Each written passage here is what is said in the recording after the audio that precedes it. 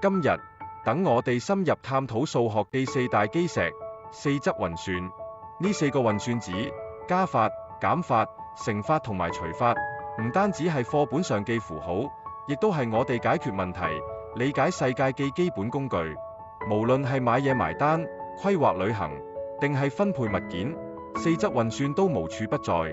我哋將逐一認識並精通佢哋，令到數學變得簡單、有趣而且實用。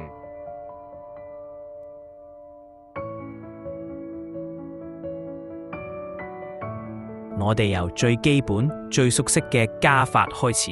加法係將數字合併嘅一個過程，幫助我哋揾出總和同合併數量。由數錢到加分數，加法隨處可見。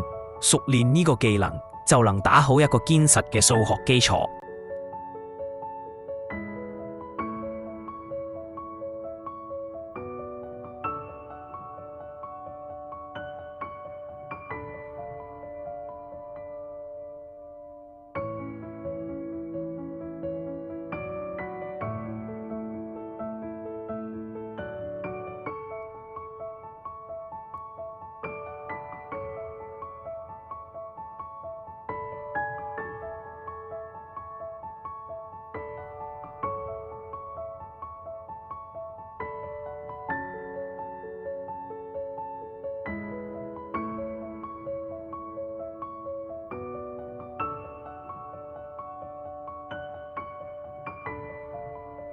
接住落嚟，我哋要學習減法。減法能幫助我哋揾出差異，減少數量，並且比較大細。喺日常生活入面，由找數、量度差距到找軸，都需要用到減法。學好減法，唔單止提高準確度，仲能培養我哋嘅邏輯思考。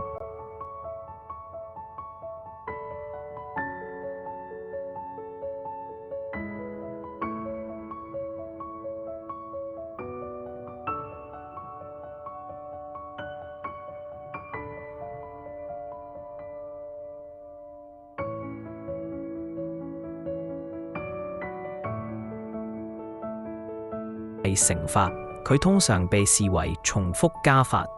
乘法能夠幫助我哋更快去解題，例如計算相同組數嘅總和、求面積或者放大數量。呢個係一個數學更快速、更有效率嘅強大工具。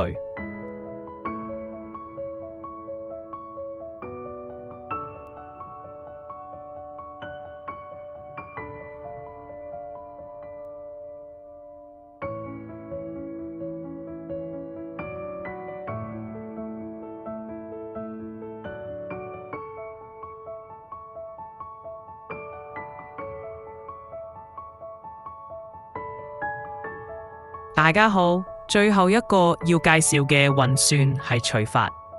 除法能幫助我哋平均分配、分割資源，並且明白比率。從分配食物俾朋友到計算平均數，生活中處處可見除法。學識除法，我哋就能以公平嘅方式思考，並用平衡嘅角度解決問題。